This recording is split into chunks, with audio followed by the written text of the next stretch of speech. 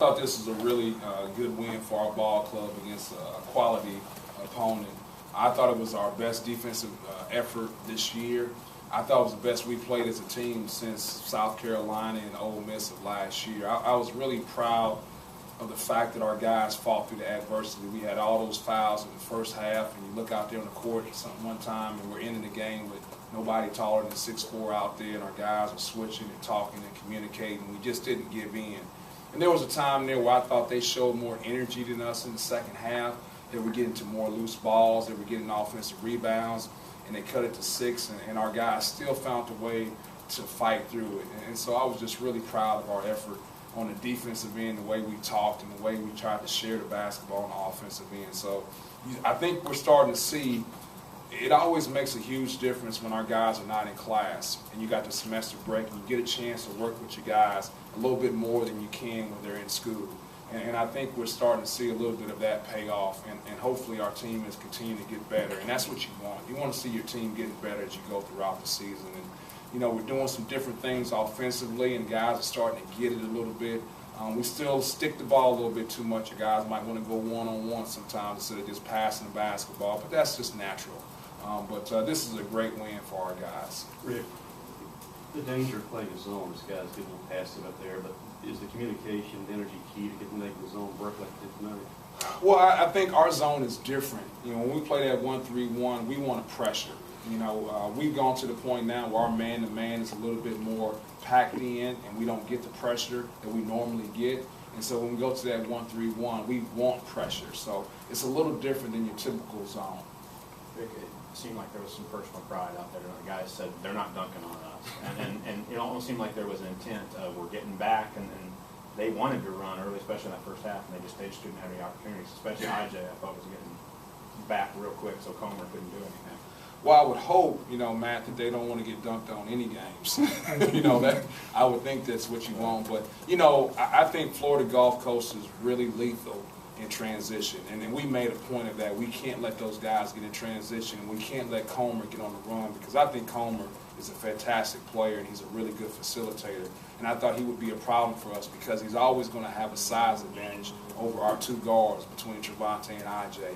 And it wasn't just IJ and Trevante doing their job. I thought our guys did a good job of being there in the gaps all the time and not giving Comer a lot of room to, like, do what he likes to do, get into the gaps and make passes. Was there, one thing you can point to with the defense is it's simple, just more effort, more energy from start to finish? Oh, Paul, if I could point to that, I'd make a lot of money. So I think one thing is our guys starting to understand, like, this has been really our third game or second game where we kind of pulled the reins back on defense, and I think our guys are starting to understand it a little bit more, and obviously we're practicing it more, so I think our guys are getting a little bit more comfortable with the way we're trying to play defense.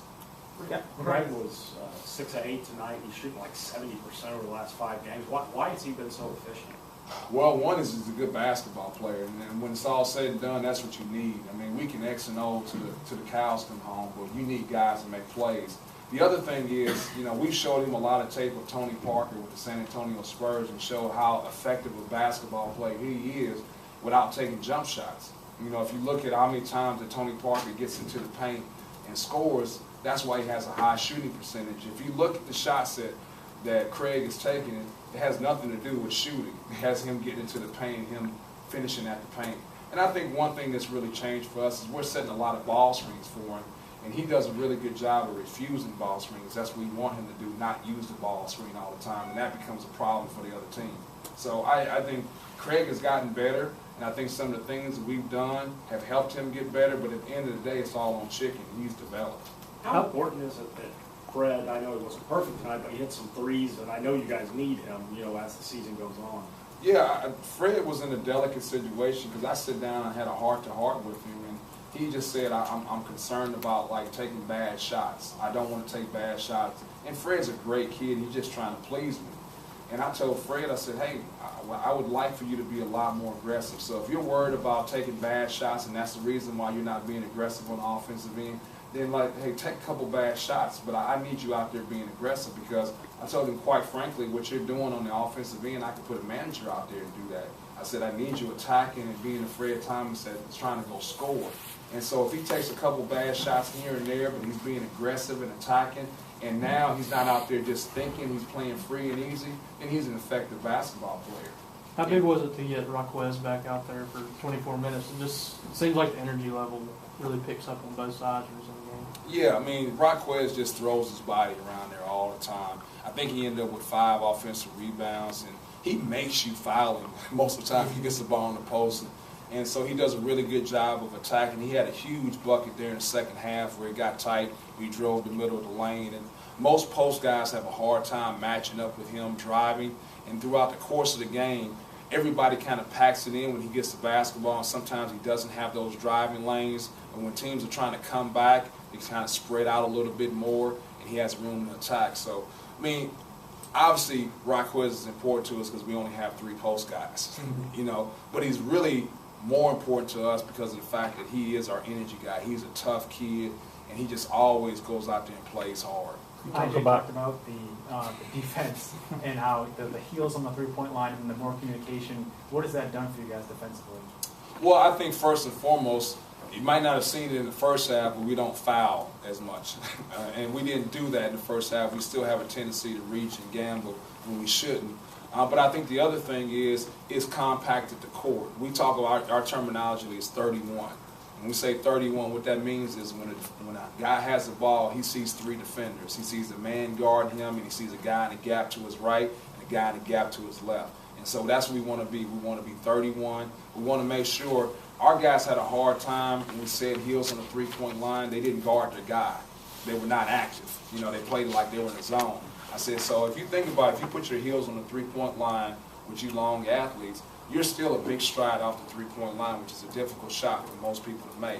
Now, we have some guys where they're a really good player, where we call a big stride off the 3-point line and guard them. So, but I think it's really helped our guys because we're not as spread out and people are not attacking the gaps like they did in the past. Clearly, tempo was going to be an issue tonight, but it seemed like even off of misses, your guys understood and recognized when to get out and go, and you almost beat them at their game in certain spots, especially in the second half. Yeah, we want to run, we want to push the basketball, but we want to do it smartly. I think we got to be, good decision makers, and that's where I think you're seeing, Matt, a year of maturation with our guys, that they know when to attack and when not to attack and when to pull the basketball back.